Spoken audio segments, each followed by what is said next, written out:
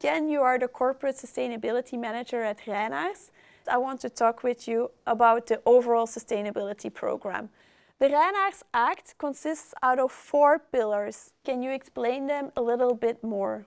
So we can start with the first one. So let's contribute to more sustainable buildings. Again, we are working with fact and ambition. The fact is that around 35% of the global energy goes to buildings. So to be more sustainable in the future, we'll have to lower this energy impact. And as Reynaers, with our products, we can make an impact. So what we are planning to do in the near future is, for example, to extend the number of certified products, passive house Minergie, for example. When it comes to BIM modeling, that will integrate the right sustainable information. For example, that our partners can make the right decisions or can adapt even before the building has been built. So that's the time to make changes. And last but not least is that we have to educate all our partners involved because we are not the ones who will put our products in a building. This will be someone else. So that's why we have to educate or train them as well, that they have the right information and tools how to do it. Secondly is on product level, that we want to create more circular products. Why do we have to do this? Again, the fact is that 47% of the overall consumption of materials by weight goes to the building sector. We can imagine in the future that this is not sustainable. Yeah. So we can't always use or keep using new products. So again, we'll have to find some circular way that old products can go back into the loop.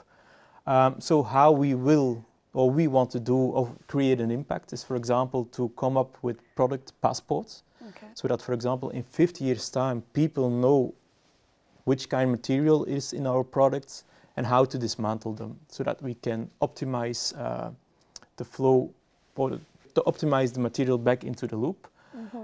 Already now we are looking like which components do we have to get out of our product. So again, in the future that it will be more easy to dismantle our products. And we want to go to the highest standards in circularity. By this we want to again increase the number of products that have a cradle-to-cradle certification. Okay. Well, if I read this, there is already a lot that we can do, both on products and buildings. I understood that we will also go even further as a company. So can you explain the other 2 pillars? So the first one is indeed, let us reduce our ecological footprint. It's all have to do with CO2 reduction. The fact is, we are at code red for humanity. So we have to act now. How we want to do this is via science-based targets, that we want to reduce our CO2 emissions of our operations, that's one thing, but also of the materials that we source, that there we want to lower our CO2 impact as well. And last but not least is that we want to keep investing in the environmental management systems.